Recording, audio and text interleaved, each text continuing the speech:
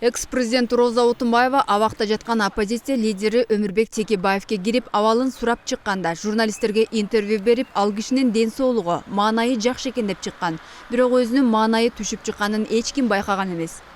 Он выглядит хорошо, бодрый, очень такой в хорошем расположении духа, условия содержания, он не жалуется на них, и он полон оптимизма.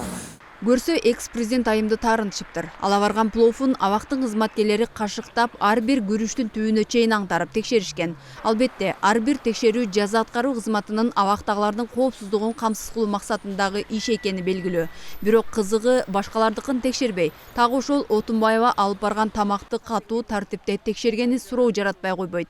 Муну уккан айрым кишилер экс-президентке болгон сый урмат ушулбу деп таң калышууда. Росзакона Текебаевка барып, адам катары, экинчиден мурунку багы соратник катары ошо Өмүрбек Ширкешти барып көрдү. Бул адамгерчиликтүүнүн белгиси. Анан ал кишинин ошол алып барган нерселердин баарын бирден караганы бул сыйлабагандык. Росзакона эмне алып барышы мүмкүн да ал адамгачы. Эмне бир нерсе салып алып бармак беле, же бири ок алып барат беле, же бири туура эмес иштерди алып барат беле да. Бул баскынчылык кылып атат да, эми ал кишинин багы моралдык жактан дагы басынтып аткандын белгиси да. Мен ойлойм бул адамгерчиликсиз, мындай кылбаш керек. Отунбаева Текебаевке Уинстон Черчилль, Махатма Ганди, Дэн Сяопин сыяктуу дүйнөлүк таанышман инсандардын, өзүнүн Роза Отунбаеванын демилгеси коомдук фонду тарабынан кыргыз тилине которулган китептерди да кошо ала кирген. Арасына наркотик же бомба салып кирип бараткансып, көзүнчө аңтарышкандар ыңгайсыз абалда болушкан жокпу деп аргасыз жылмайышат баары. Мыйзам деле эмес, өзүн да сыйлаган лидер айым күрүштүн ичине эмне катып алып кириши мүмкүн эле. Бул жерде аны басынткандык мамилени гана көрүп турам дейт Ишенбай Кадырбеков. Кеп ичинде алып киргенден эмес.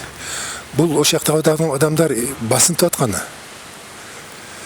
Алар Отунбаев бирдеме алып келди деген деле нерсени ойлогон жок. Мына мен сен көчөгөн президент белең, мына мен бүгүн чиновникмин. Кааласам сени ушунчалык басынтып коем, унижать этем деген эле маселеде. Бул өтө өкүнүчтүү нерсе. Экс-президент ушундай мамиле кылып аткандан кийин жөн адамдарга кандай болоорун ушу көрүп турабыз.